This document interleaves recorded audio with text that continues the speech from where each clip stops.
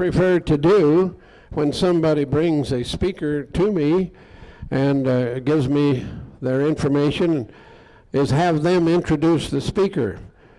So to introduce our next presenter, I want to first present the lady who is also taking care of our scheduling for all of our volunteer staff, Pinky Adams of Orlando, Florida, who is familiar with Michael Silverhawk, and we'll introduce him now.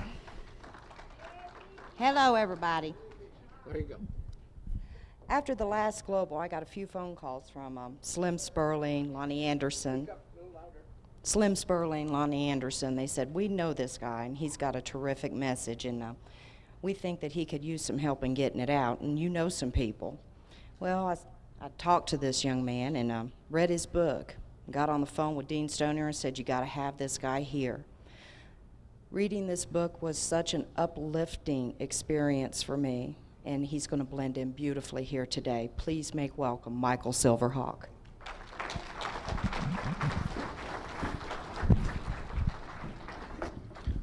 It's a great honor to be here and have so many like-minded people who are going to understand what I'm going to say, because I have a lot of areas to cover. I'm introducing my new book, Drifters, The Final Testament. It's somewhat groundbreaking, probably going to be very controversial. I cover a lot of territory that really hasn't been gotten into before. Here's the cover. I've got a poster here that of the cover art, and that is portraying the new heaven and the new earth that is coming into being right now. It really began about 1999.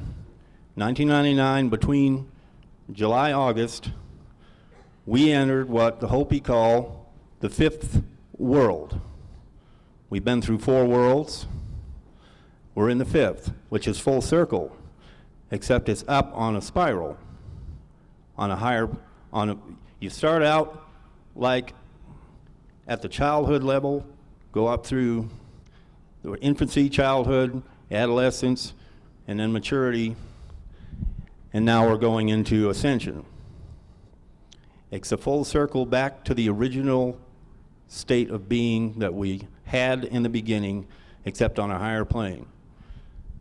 It's kind of like when you have a child who knows, and he's innocent, and he sees, and he's clear. That was how we began. Now we're going into that same state, except now we will know we know, which is really the master consciousness, and that's what's coming to the earth. I just want to ask everybody, just out of curiosity, how many have had a spiritual experience that was profoundly life-changing? That's fun.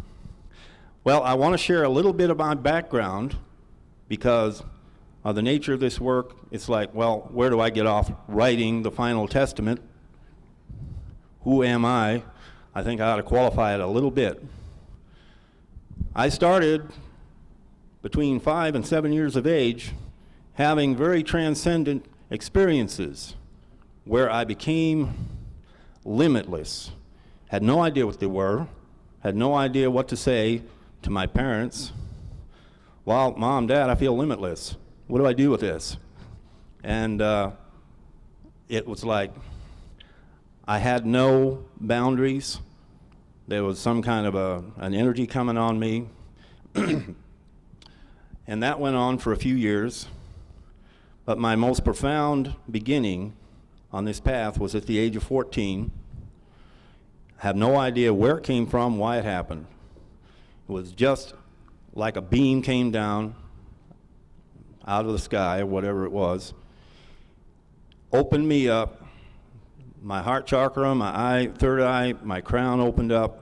I could see through the illusion of the world, through the illusion of the times. This is 1964, so this wasn't going on in a very pervasive manner at that time. But The only way I can describe this experience was like an orgasm of the soul. I mean, the Spirit had me from then on. That experience is what you will have to, when you have that kind of an experience, all you want is more of it. So I'm on the path from then on. I went on through my adolescence, went into the psychotropic adventures of the time, looking for more of that experience, talking to anybody who might be able to help me on that path of self-discovery. In 1975, I became a Kriyaban, which is a Kriya Yogi with Paramahansa Yogananda's teachings. That was a very rapid evolutionary awakening, rebalancing technique. The Raja Yogi breath, which helps your soul, mind, body integration and ascension quicken. Excuse me. Then, 1979, I received an experience with the Pleiadians on Mount Shasta, where a ship came down over my head, hit me with that ecstasy beam again, and pretty much awakened my commission and I asked them, what can I do for you? And they said, well, how would you like to usher in the new age and be a part of that? I said, sure. I have no idea what you're talking about. So the deal is you're going to have to download all kinds of information to me, and I'm going to want protection and all that good stuff. And they said, fine, we'll do that. And then under that ship, it was one of those clouds that are perfectly round and a 50-mile-an-hour wind, and it doesn't move, so you know what it is, and it's got energy coming out of it, that kind of thing. So then I met my spirit guide and protector, part of the bird tribes. His name's White Eagle. Introduced himself at that time and gave me my name, Silverhawk. Said, you will be known by this name from now on.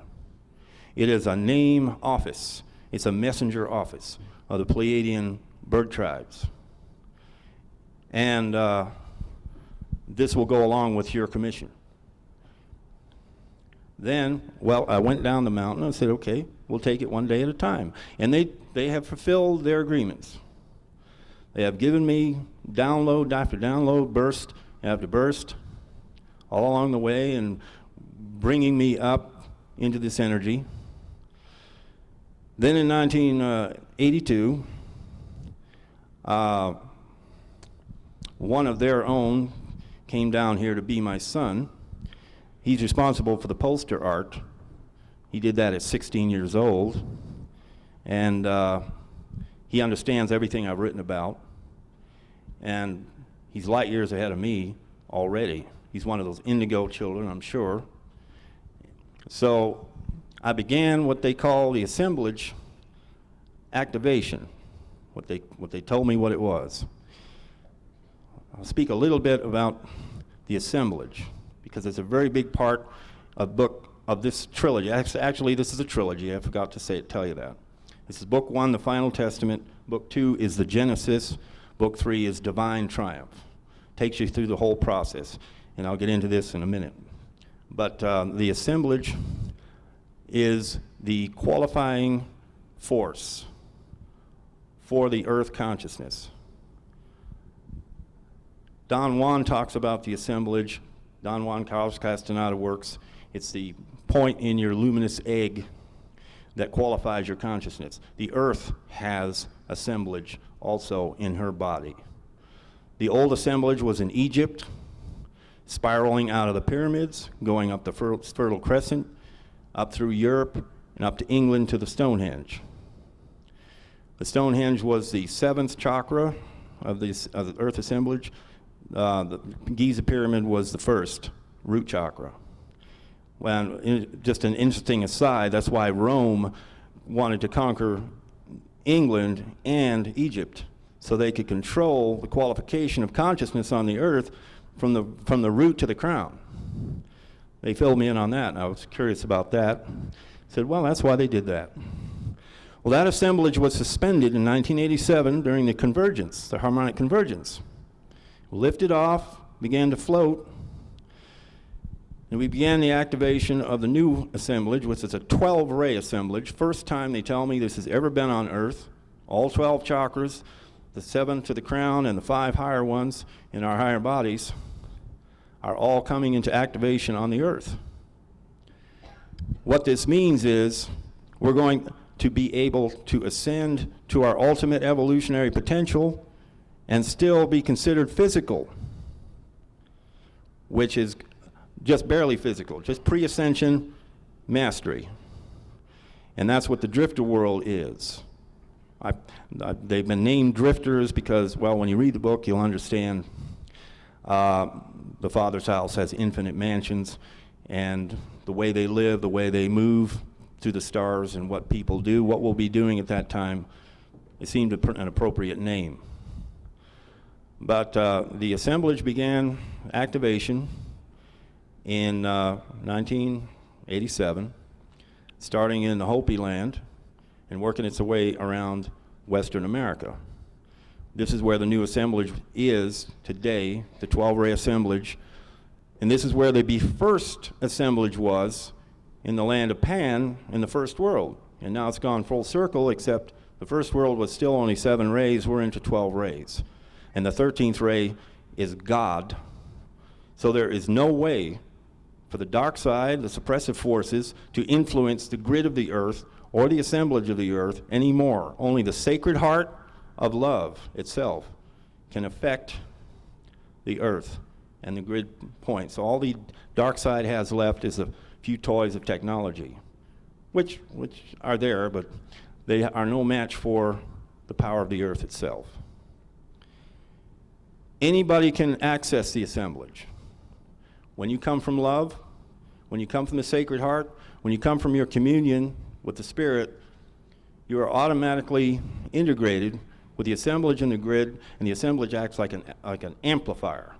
So any prayer, any invocation that you want to share with the earth, with your fellow man, is now amplified, which is why things are quickening so much right now, and why there's so many interbulating changes, vortexal changes, people throwing out old patterns, adopting new ones, meeting new people, dumping old habits. All this process is quickening, increasing, and that has to do with the new assemblage, the new qualification for the earth. And that's what this book is all about. This is about the new heaven, the new earth coming into being, and the new mankind reaching our full-on potential. And it is a glorious thing. I began this to receive, in 1985 I asked for this. I had a complaint to God. I said, God, I hear you're going to judge us. How can you judge people who don't have all their information they need to make a wise decision as to which way they will go, whether they will follow you? They've got 25 cards in a 52-card deck. Where's the rest of the cards? How can you judge us if we don't have all the information we need? So he said, okay, you're on my case, I'll get on yours. You got the job. I'm going to download it to you, and you can and you can deliver the information. I'll say, okay, fair enough. If I'm going to complain, I shouldn't complain about having to do all that. I'd say, fine. So in 1987, after a lot of preliminary preparation and information and recalibration, I began to get the film. I have to call it a film because when I began the meditation, I was taken through the portal, through the time, and shown the film of the new world, the new man, what we're going to become. And it was absolutely ecstatically enthralling. I wanted to live in that meditation. I want to live in the book that came from it. It was so beautiful, and we are so beautiful in this world tomorrow. what our potential is. When the master said, "Do you not know you're gods?" he really meant it. We are extensions of that force, and our ultimate perfection is blindingly beautiful and powerful and rich with everything in the heavens. So I had this go on for about 1.5 years, this meditation. Then he said, well, sort of the film ran out and it's flicking around, you know, and the end of the thing, the film's over, I want you to write. So he prepared 2.5 years of undisturbed space and facilitation for me to write the trilogy. There's 3 brochures. One of them's on the website that kind of explain the process of how we get from here to there, so nobody can accuse me of being an armchair utopian.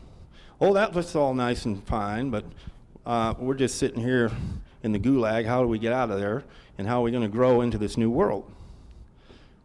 We have all the tools, all the technology, all the people, all the awareness, all the wisdom in the world, on this plane, on the higher planes, all in a matrix of divine orchestration working right now. One of the characters in my trilogy, a couple of them are here. The characters I've written about are here right now with some of this technology. Slim Sperling and his rings, and the Lord of the Rings, I call him, and integrated with other technologies are going to accomplish the restoration of the Sahara Desert and all the deserts of the earth. We have free energy. We have about 6 different varieties of free energy. We have medicines that are healing everything known to man, healing DNA. We're already getting rid of algae plumes in the ocean, restoring fisheries. We are able to promote agriculture, forest growth, plant growth in an amazing rate. We are able to chelate, if you will, toxins out of the soil and water and air. We have a $200 carburetor that'll let every internal combustion engine run on water. See, under smog, it emits oxygen out the exhaust. These are revolutionary, evolutionary technologies, all available now, and there's more than that. But this world will be born from everything we do now.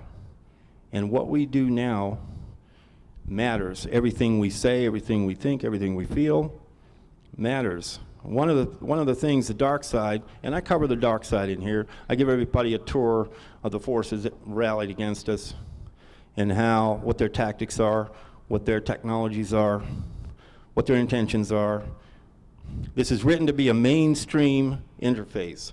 So everybody here is pretty much familiar with these things, but there's going to be millions of people that have never been introduced to this information. They're sitting around on the couch, and all of a sudden this starts coming at them. And the potentials that we're going to become coming at them, introduced to them by the millions. It's written as a sci-fi adventure story. So I'm going to be bushwhacking a lot of people that think they're just getting a wonderful story, and I had a wonderful editor that made it very mainstream and very eloquent and very flowing. So it's going to be in the stores, bushwhacking a lot of people and surprising them, saying, what is this? It's going to be very controversial. It's done so on purpose. Controversy gets questions, discussions, interfaces going with people that normally wouldn't come to a place like this. We're going to go to them. And so many of us have been being prepared to be interfacers, healers, educators, elevators, if you will, for an awful lot of people out there that are going to need elders and teachers and teachings and understanding, because I'm going to bring the questions to them, bring the information to them, challenge them, and they're going to ask, what does this all mean? Mostly, I haven't answered everything. I've just got the questions. Mostly just got, for every answer I've given, there's 100 questions that come on its heels. And people that have been on this path a long time got some very extensive work ahead with the larger population of the earth. Now,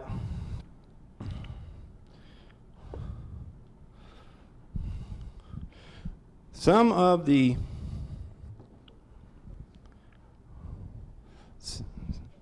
hold on just a minute. Okay. Excuse me.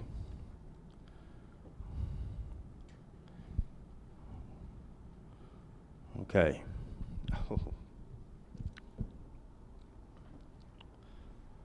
Where am I at here? Okay, I was going to describe the ring here. The harmonic, I wanted to describe the ring because this is really it's a rainbow around the planet there. And what it really is a ball of energy. The whole planet is enveloped in the whole spectrum of the ascendant energy. When the planet comes into this divine harmonic balance, once again, and is quickened, it begins to ring like a Tibetan bell, if you will, with a frequency. And it brings out the full spectrum of the empowerment, of the divine empowerment, and that harmony will envelop the whole world in this rainbow energy. The reason it is only visible as a ring, if you are out in space, it catches the rays of the sun at a certain angle at that one single band, and it looks like a ring energy. But in fact, it envelops the whole earth. Now,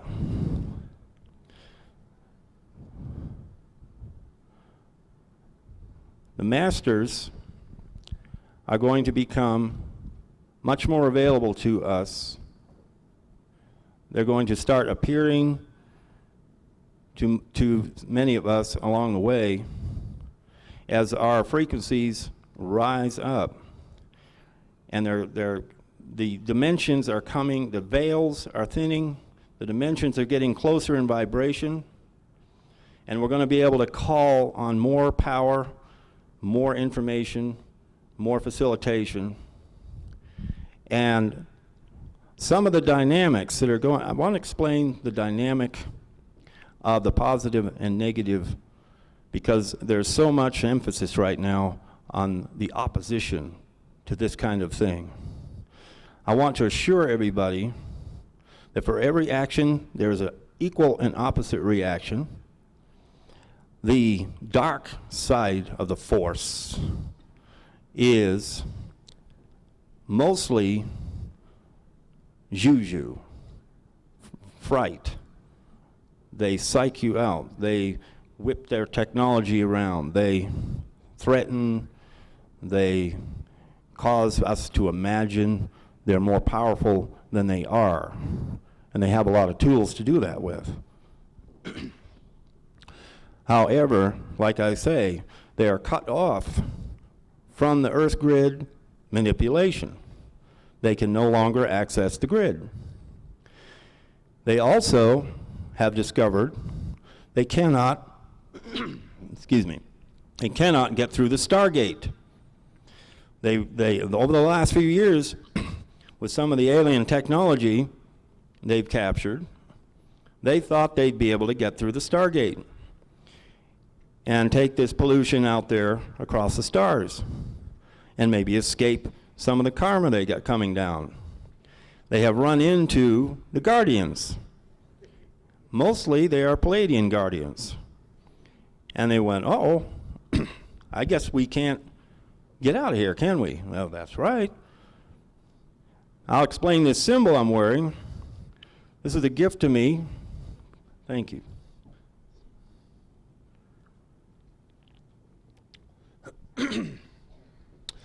This is made of solid silver. It was a gift to me by my late wife, and she bought it for me 14 years ago.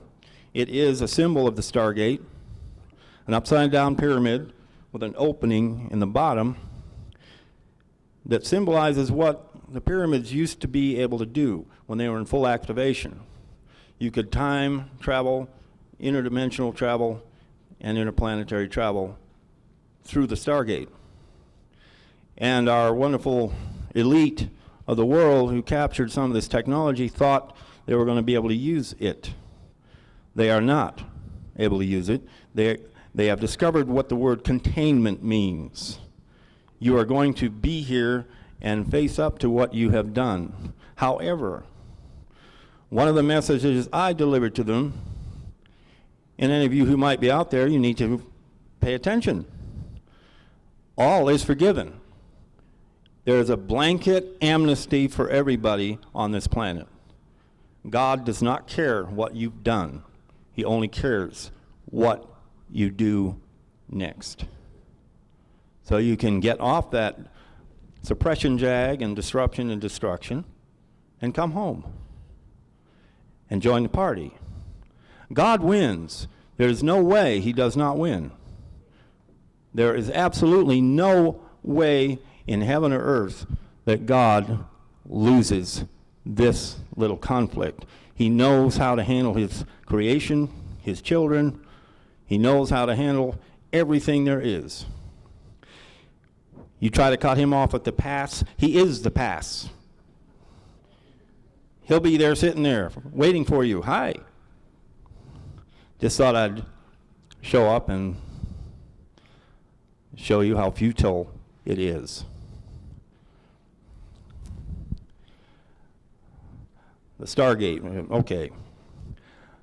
Love is the only thing that gets through the Stargate. This is what they're discovering. If you come from the Sacred Heart, that's when you can get through the Stargate and open up the whole realm of the Father's mansions, the infinite worlds, the infinite dimensions. The drifter world, in its full bloom, is going to be a world of troubleshooters.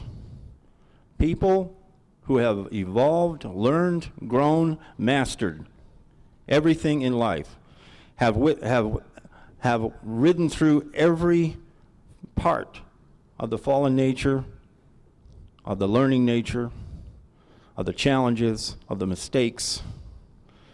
They've ridden through all of it. That's us, by the way. Probably most of us will be there. What happens then? Well, we're in heaven, heaven on earth. Everything is perfect again. Everything is healed. Everything is beautiful. Everything is balanced. All the DNA restored. Everything, like they say in the Revelation. No sickness, no aging, no death, no suppression, no wars. Boring?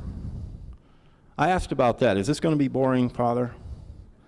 I mean, what about all the excitement we're used to having with the beast and all that? And he said, if it was boring, it wouldn't be heaven, would it? You're going to scratch that word from the dictionary. In fact, maybe it's time for a fifth dimensional dictionary. And a whole lot of words that can be scratched from it because our new energy matrix, a lot of words won't apply, like boredom. Well, what if you went to sleep at night in this new world, went through the time-space continuum through the Stargate, went out of your body, bilocated on another world, incarnated on another developing world, brought all this light, all this knowledge, all this experience to another developing consciousness. And you fit right in, you blend right in as one of them, like the Peace Corps. You know, you wear what they're wearing and you walk the way they walk. You're in Rome, you do what the Romans do. They say, well, this is an unusual child. Where did you come from, I wonder? And you bring all this wealth in with you.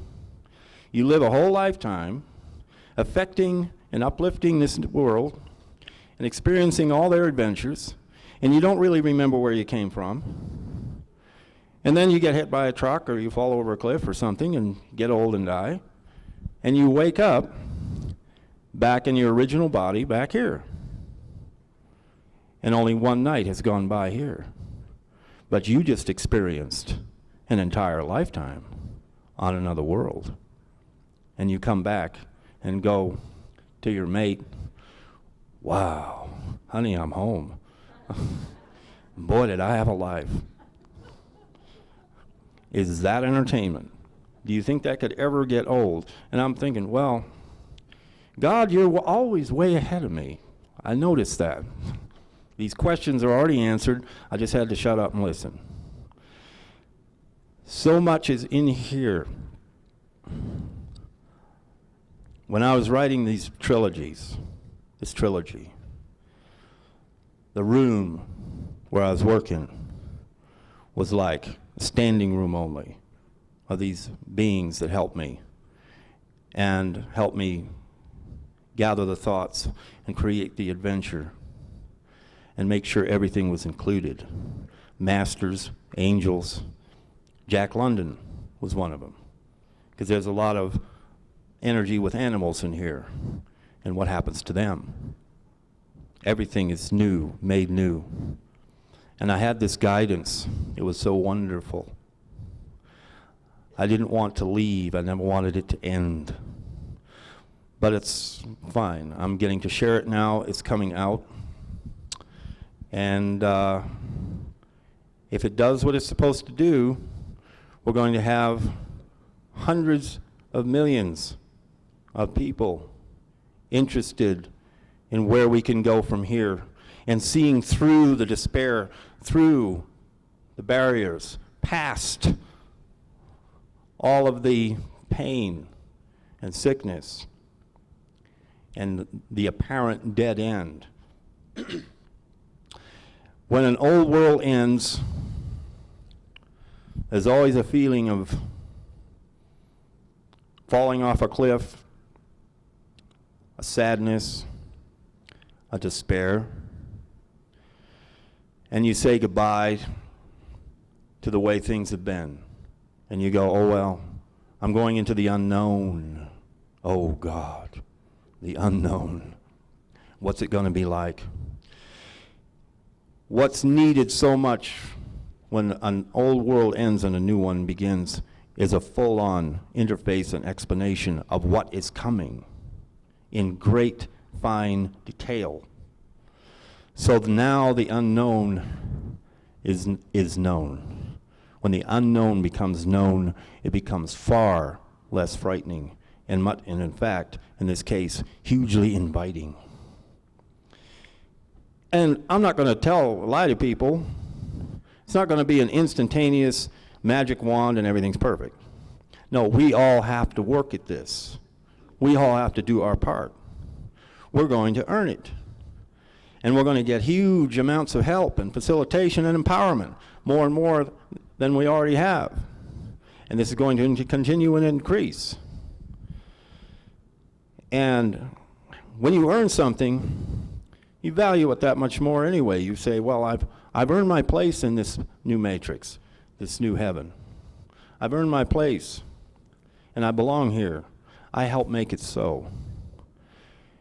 And particularly the new generations coming up, particularly these indigos that are so alive, probably a lot of them are drifters, coming in like these missions, and they need some help. They need some understanding. They need to be interfaced with everything we've gathered, all our medicine. I poured my entire medicine bag out into this work, my entire 37 years on the path, plus anything else that they downloaded to me. I pulled out all the stops. I said it's all or nothing. We're going to come out, what? Fire all your guns at once, explode into space kind of thing. And it's time to go for it. It's time to understand where we are.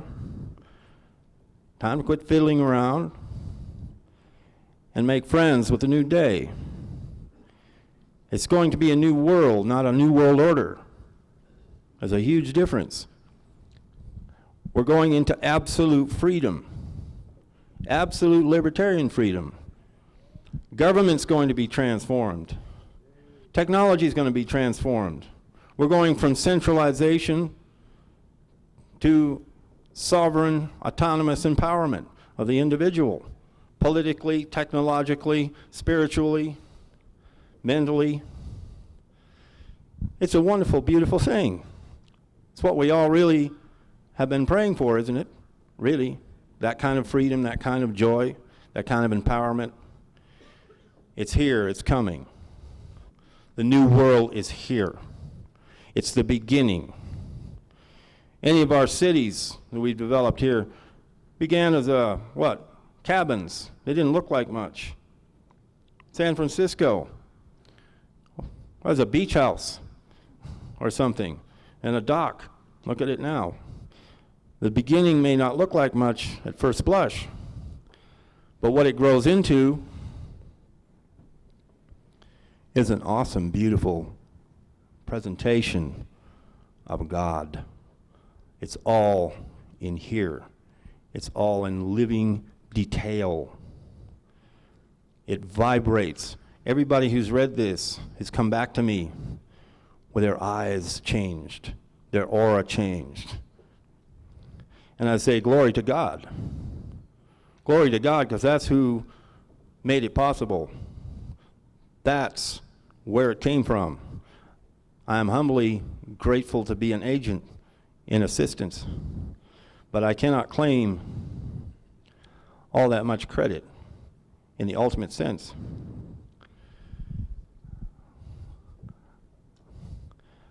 It's a living, breathing reality to me, this world.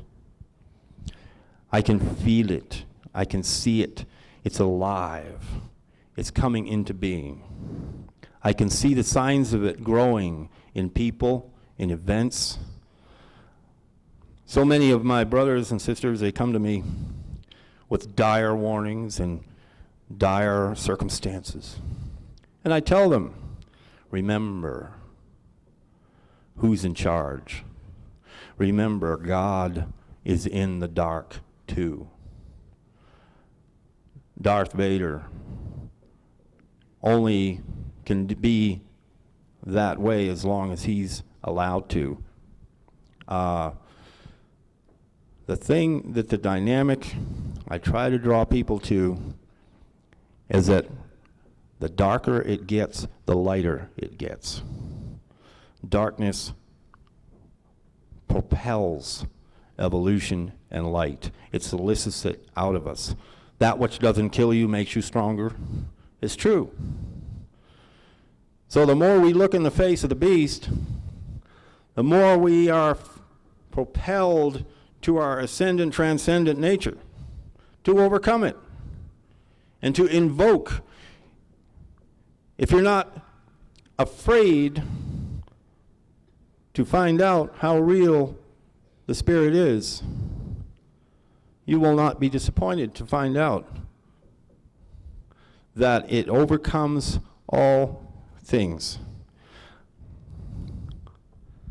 What difference can one individual make?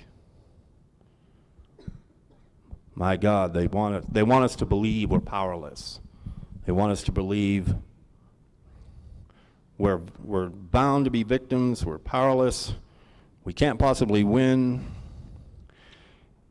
And those who say that are really the ones who are afraid. They are the ones in fear because they know their days are numbered. They cannot win this fight. The best they can hope for is some kind of delay. But nothing has been delayed. Everything is right in divine order, right in divine unfoldment, right where it's supposed to be. The more I look into it, the more I see that. We are going right in to the new dispensation, the new divine dispensation. We're going to get our wings.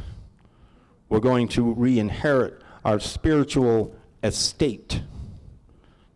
We are extensions of the Most High God. That is what and who we are. This world has tried to talk everybody out of that and prevent everybody from finding that out for century after century. But now it's spiraling down into the new assemblage, careening its way through the grid of the earth, quickening everything that lives. People are waking up all over this world, seeing through the veil, seeing through the lies. What began as a few adventurers is becoming a mighty tide. It cannot be stopped.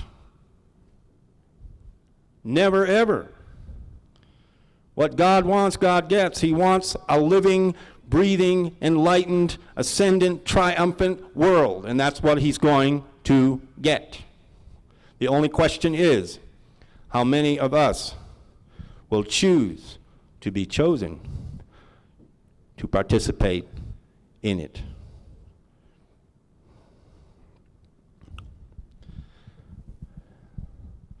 So everyone, one way or another, is going to be interfaced with this choice and this opportunity and this new matrix, this new dispensation. Whether it's first hand, second hand, third hand, it's rolling around the world, and every heart is commanded to choose. We're in the choice point time.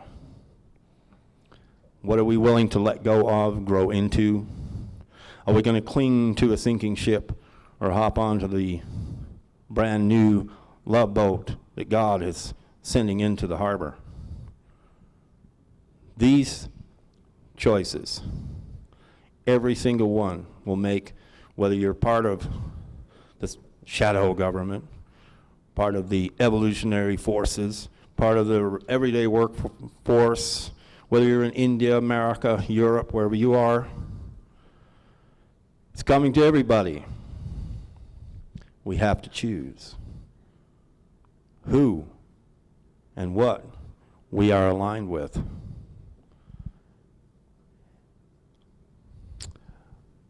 Are we ready to meet the masters? That's something I want to ask the 2 billion Christians out there. For their God master is in here too. He shows up. I asked him to write his part because I didn't feel competent.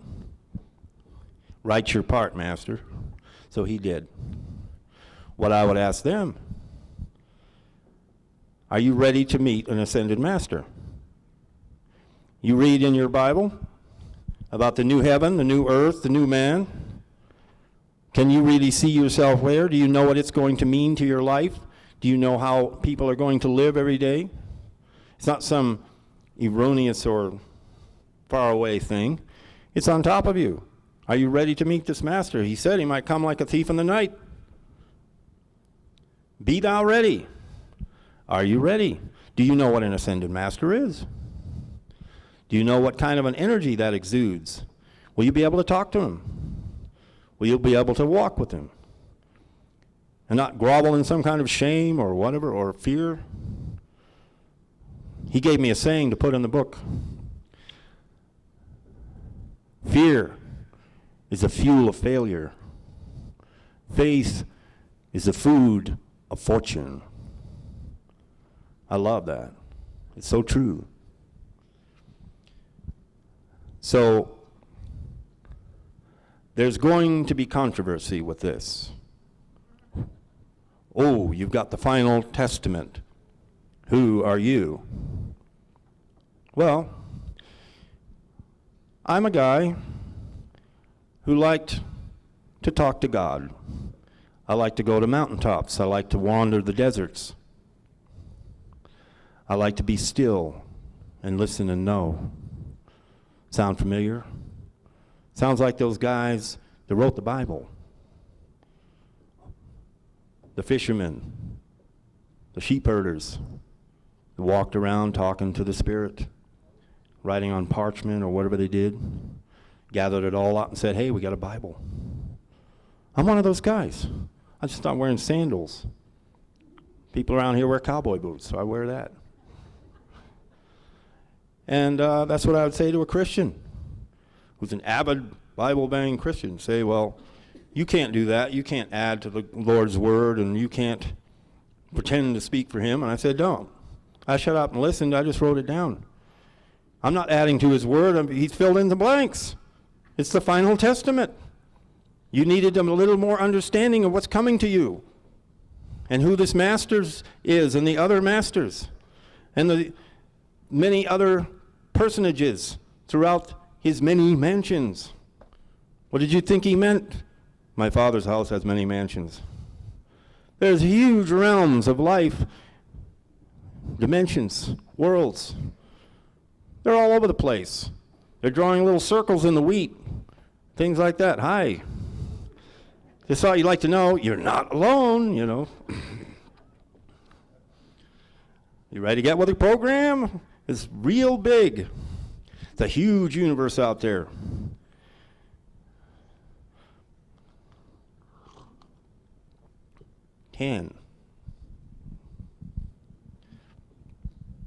So,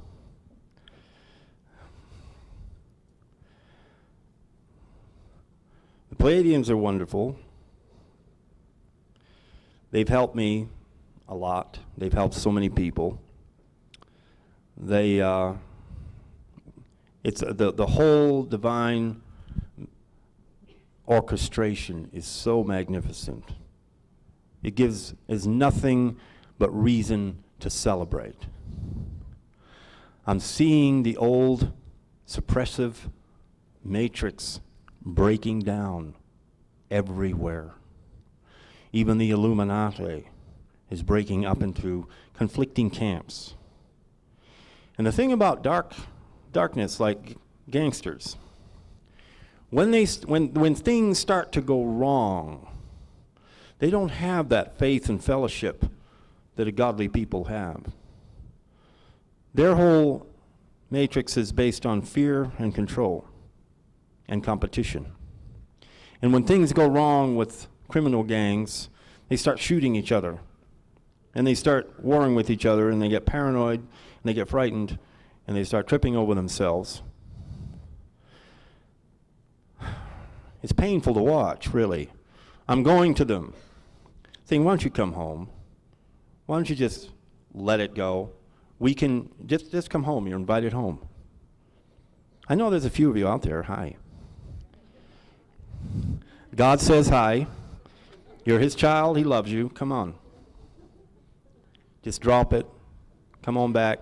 In fact, you can be heroes. I had a little remote viewing I'll share with you with the Council of Nine. Got me out of bed back in the year 2000, the spring, because I was working with this, and of course they keep track of things like this, and they say, well,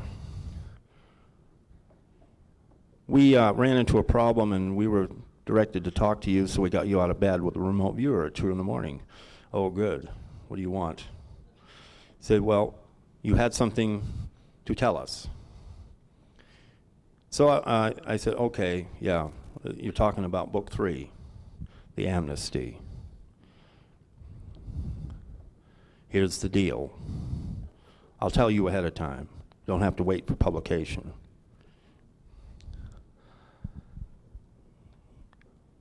You are invited home. You can be a hero, a builder, a healer, with all your wealth, all your power, all of your facilities. You can come home and redeem yourself and be a grand player in the new dispensation. And the Creator does not care what you've done. He only cares what you do next. If you will do this, you can come out of this smelling like a rose, and that goes for all of us. And I told them, I'm going to explain to the people. They said, well, they're never going to forgive us. How could they forgive us for all the evil we've done? I say, because it's very simple. We all had a part to play. We all have our share of sin, if you will, mistakes. I should have a stone up here. He who has not sinned, here, come throw it at me, or throw it at whoever you wish. Can anybody say, me?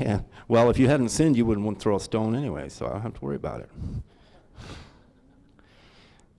So I relayed this to them. They weren't very happy to talk to me. So who are you? I'm just a messenger. I'm doing this work. And I said, you ran into the Palladians, didn't you? Couldn't get through the Stargate, could you? I said, right. Well, yeah. Stuck here? They said, what's the catch for this great blessing and amnesty? I said, well, it's very simple. There's only one catch. You don't get to wear a crown anymore. And he said, oh, but I'm addicted to power. I know you are. It's worse than heroin. And we're going to help you get over this. It's really going to be okay.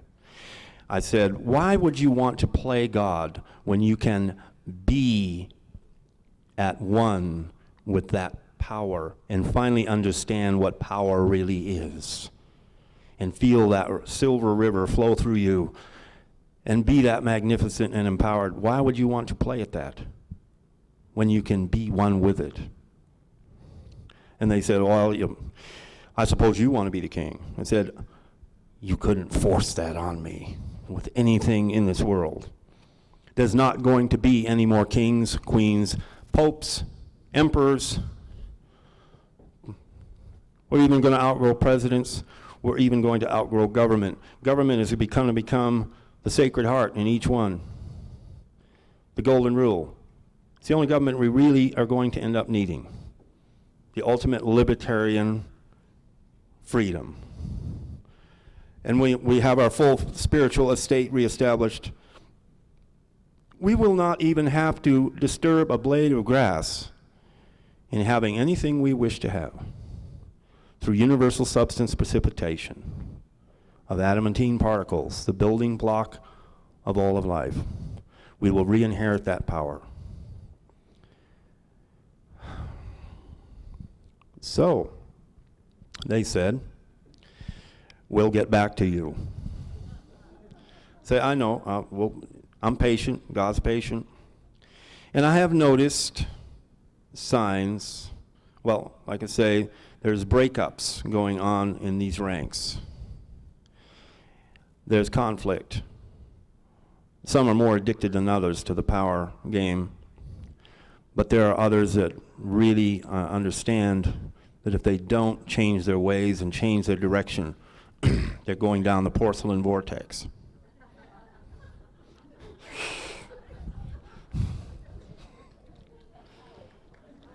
So they say, well, I'll go through the shakes, the withdrawal, and I'll try, and we'll get with the program, and why not? Since I know what the alternative is, we'll just do it. It's kind of like AA members when they are addicted to alcohol and they say, I saw angel feathers.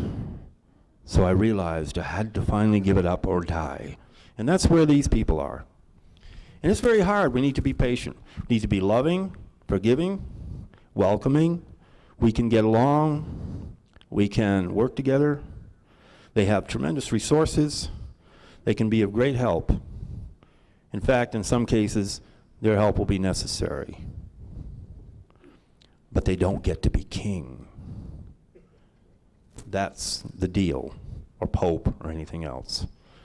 We're just all brothers and sisters. We're all equal under God. We're all of the same stuff. And we can learn to do this. We did once. We don't remember, but we did. And it's all going to come back to us. And we're going back home. Well, actually, home is coming here. We don't have to go anywhere. The 7 magic words of divine power are coming in on the winds of God, on earth as it is in heaven. Get ready. It's going to be fun, joy, transcendent ecstasy. More and more.